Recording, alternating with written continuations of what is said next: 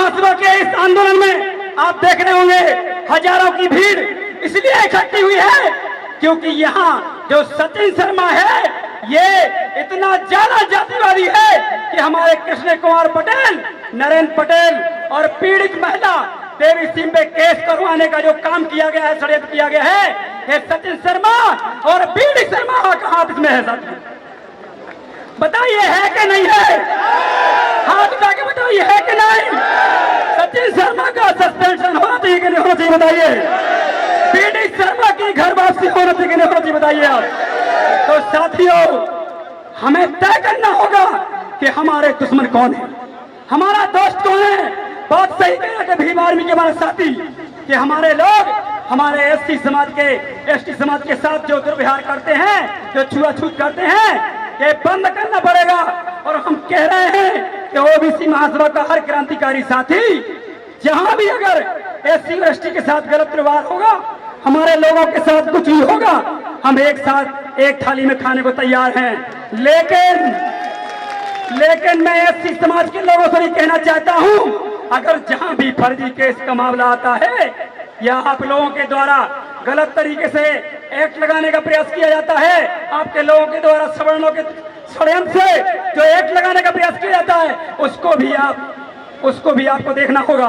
वो केस लगना नहीं चाहिए, इसकी जिम्मेदारी आपकी होना चाहिए। साथियों हम एससी और एसटी के एक्ट का बिल्कुल भी विरोध नहीं करते हैं, ऐसा एक्ट ओबीसी का भी होना चाहिए, क्योंकि साथियों ये सवर्ण जो है विधायिका, कार्यपालिका, न्यायपालिका में बैठे हैं, इन्होंने शासन सत्ता पे कब्जा किया है और संविधान की जगह जो प्रीतम सिंह जी कहते हैं कि दो संविधान चला रहा है, एक मनुस्मृति और एक हमारे बाबा साहब भीमराव अम्बेडकर का संविधान। लेकिन साथियों हमें देखना होगा इस देश के अंदर हम 65% की संख्या होने के बाद भी हमारी जनगणना नहीं करा रहे। बताइए क्या गलत है? एक बाप की संपत्ति में अगर जितने भी बच्चे हों उसको बराबर हिस्सा मिलता कि नहीं मिलता? बताइए मिलता कि नहीं? अगर मान लो किसी के पिताजी एक्सीडेंट में खत्म हो जाते हैं एग्जाम्पल के तौर पे, तो बताइए संविधान के अनुसार क्या होगा? अगर उसके 5 बच्चे हैं तो क्या बंटवारा होगा? बताइए आप। सबको बराबर मिलेगा कि नहीं मिलेगा? इस भारत देश में ओबीसी समाज की 65% की संख्या होने के बाद भी ये मनुवादी आरएसएस ये हमारे ओबीसी वर्ग के खिलाफ काम कर रहा है। ये जब से बना है तब से लगातार ओबीसी समाज को बर्बाद करने का काम कर रहा है। अगर इस देश में कोई दुश्मन तुम्हारा है तो वो आरएसएस, बीजेपी, कांग्रेस है। साथियों ये कांग्रेस, बीजेपी, आरएसएस के लोग ये जो सत्ता सदन में बैठे हैं, मैं कहना चाहता हूं आप लोगों को, अगर हिम्मत है तो सड़कों पे मोर्चा खोलने का काम करिए, अपनी पार्टी की दलाली गुलानी काम करने का काम मत करिए। साथियों ये हम लोग अपना सीना तान के खड़े हैं इनके लिए, लेकिन इनको अपनी पार्टी को लात मार के ओबीसी महासभा ज्वाइन करना पड़ेगी। साथियों करना चाहिए कि नहीं करना चाहिए? साथियों बताइए। लेकिन इन लोगों को डर लगता है कि मेरी टिकट न कट जाए, मेरा सम्मान कम ना हो जाए। लेकिन मैं कहना चाहता हूं दूसरा प्रीतम सिंह कब कौन बनने वाला है, जल्दी तैयार हो जाए। साथियों जैसा कि हमारे बघेल साहब बैठे हैं, राजेश बघेल साहब, इनकी हिम्मत को दाग देंगे हम। प्रीतम सिंह हो गए, सिद्धार्थ कुशवाहा जी हो गए, मैं लेकिन एक बात जरूर कहूंगा, मनुवादी आपके सामने कहीं नहीं टिक सकता है। आपकी एक जाति के बराबर नहीं है। अगर हम जमात में इकट्ठा हो जाए एसटी, एससी, ओबीसी, तो ये घर में से निकलना बंद कर देंगे साथियों, क्योंकि संविधान हमारा है, संविधान हमारा है। बाबा साहब भीमराव अम्बेडकर ने 340 अनुच्छेद में आपके बाप की दृष्टि करके गए हैं कि 340 अनुच्छेद में जातिगत जनगणना होना चाहिए और 15(4)(16)(4) अनुच्छेद में आपको प्रमोशन में आरक्षण होना चाहिए। लेकिन मनुवादी, ब्राह्मणवादी सोच के लोग जिस प्रकार से कुंडी मान के न्यायालय में बैठे हैं, इन्होंने इतनी, मैं कह रहा हूं ब्राह्मण जो होते हैं गलत न सोचे, मैं खुद बोल रहा हूं, मैं कहता हूं अगर वाकई मानवतावादी है तो ये ब्राह्मण लोगों ने क्यों न्यायालय में जाके आपके खिलाफ याचिका लगाई? वो बहन जो रो रही है यहाँ पे कि हमें 70% आरक्षण लागू नहीं हुआ है, अगर कोई माई का लाल ब्राह्मण है तो जाके बोले कि 70% आरक्षण पर जो याचिका लगाई है ब्राह्मणों ने, उसको हटाने का काम करे, तब माने के अब है। हमें बातें लेने का काम करते हैं कि आप बोलते हो अरुण मिश्रा बलात्कारी है, और आप अगर कोई एससी ओबीसी का अगर बलात्कार करता आवाज नहीं उठाते, अरे तुम्हारी औकात नहीं है, पहले तुम तो उठा के दिखाओ। हम तो सब पे आंदोलन लगातार कर रहे हैं साथ, हमें चैलेंज कर रहे हैं, हम तुम्हें चैलेंज करते हैं। आरक्षण पे जो स्टे लगवाया है ब्राह्मण बनियों ने, पहले उसको हटा के दिखाएं अगर असली बाप के औलाद हो, नहीं तो हम लोग चिंता की बात मत करना।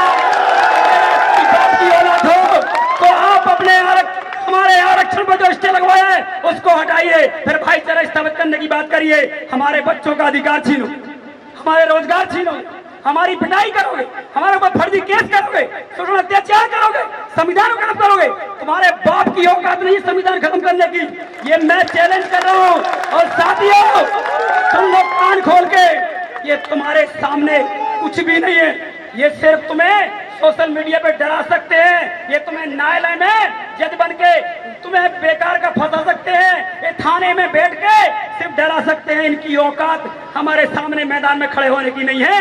लेकिन मैं कहना चाहता हूं, अब हमें सड़कों पे निकलना पड़ेगा और इन मनुवादी ताकतों को सबक सिखाना पड़ेगा। यहाँ का बच्चन चतुर्वेदी जानते हो आप, एक बार क्या कोई उन्होंने प्रेस कॉन्फ्रेंस करी कि नरेंद्र पटेल और इनके ऊपर फर्जी केस किया। ये अपने आप को कांग्रेस का नेता कहते हैं, ठीक है। एक शुक्ला कौन है विधायक यहाँ का ब्राह्मण के, एक बार भी बबलू जो है एक बार भी मीडिया में आए कि यार ये फर्जी केस किया है।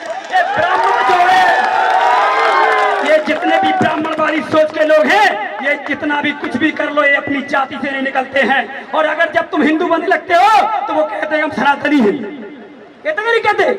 एक बाबा बागेश्वर धाम का प्रीतम सिंह को कह रहे थे मार देंगे, मसल देंगे। सुन लो धीरज गर्ग, इस मंच के सामने से कह रहा हूं, पाखंडवाद ज्यादा दिन चलने वाला नहीं है। इस मूल्यवासी कौम ने ठाना है, इस देश से मनवादी सिस्टम को हटाना है। साथियों मैं कहना चाहता हूं, आखिर धर्म की गद्दी पे बैठ के ये बागेश्वर का पुजारी कैसे मारने की बात कर सकता है बताइयो? क्या ये हिंदू धर्म कहता है तुम्हारा? लेकिन साथियों इनके किसी भी ब्राह्मण ने एक बार भी एक टिप्पणी नहीं करी कि प्रीतम सिंह लोधी को मारने की बात गलत है। अगर धर्म की गद्दी पे बैठ के तुझे बोलना ही था तो ये बोलता भाई थोड़ा सा गलत बोल गए हैं, हमारे ही हैं, ऐसा आगे ना करें, ये बात सम्मान की होती है। लेकिन आप तो इतनी बड़ी बात कह के सनातनी हो, मसल दो, कुचल दो, तुम्हारे बाप की औकात नहीं। जिस दिन हाथ लगाओगे ना, जिस दिन हाथ लगाओगे उस दिन हिल जाएगा सिस्टम, ध्यान रखना इस बात का।